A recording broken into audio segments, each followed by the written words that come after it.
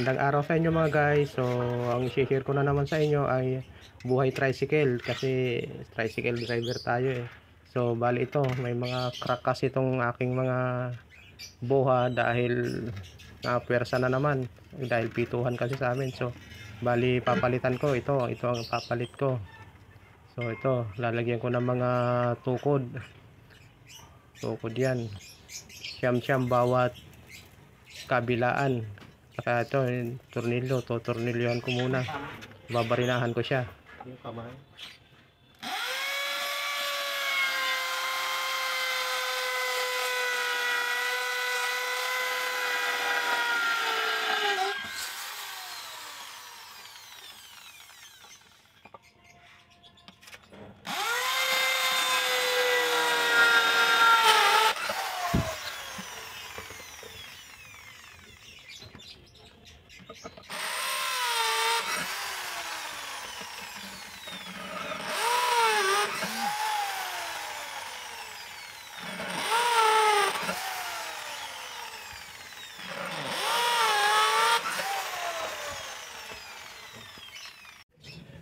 So, ito mga tornilyo.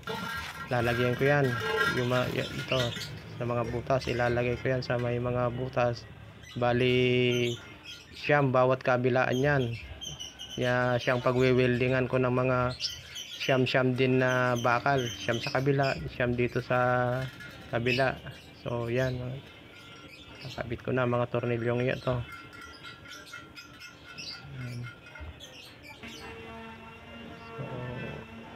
Yan, tiis-tiis lang. Ganito talaga ang buhay pag tricycle driver.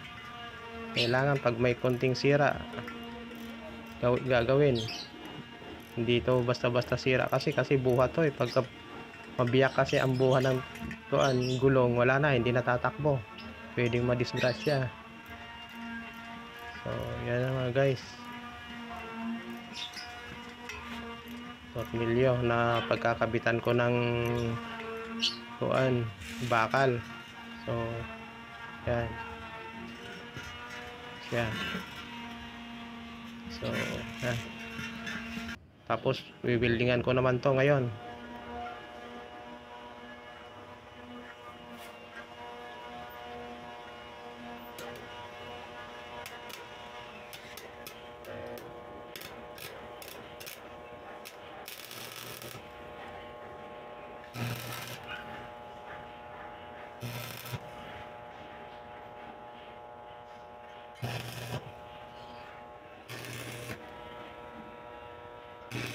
Pipikit lang.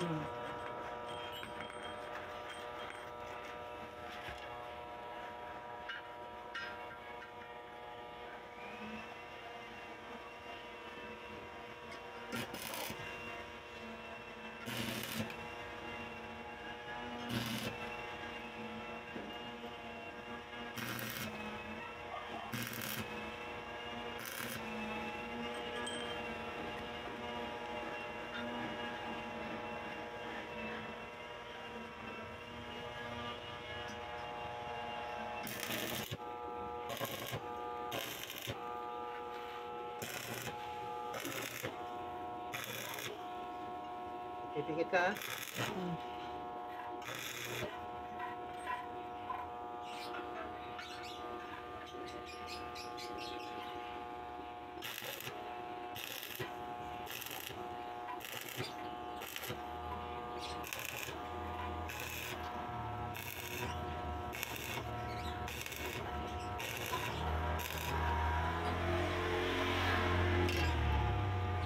So, tapos na mag-welding. Yan na. Yan na siya oh. Yan, mga na-welding. Malaking bagay yan, suporta yan para hindi pumutok ang rim dahil back to back kasi ang sidecar natin eh. Napakaraming ham sa mga binabiyahian ko. Hindi pwedeng walang suporta. So, ayan. Kakabit ko na lang tong interior ngayon para maikabit na siya sa sidecar ulit. Yan nga mga guys.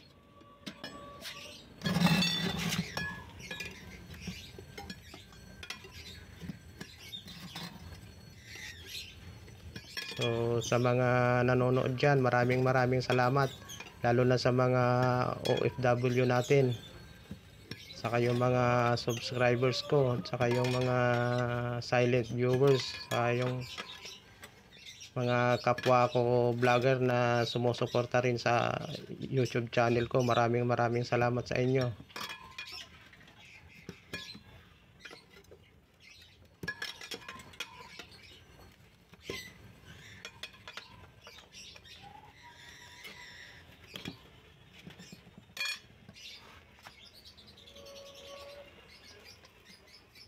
Hahanginan ko na lang para may kakabit na ulit. So ito nga, bubumbahan ko na lang para matapos na rin. Sa wakas tapos na rin, pwede na namang ibiyahe ulit. Medyo na naman, secured na naman, kasi pag may crack ang mo, nakakatakot, baka biglang bumigay. Yan nga guys, maraming salamat ulit sa panonood. Yan, thank you for watching.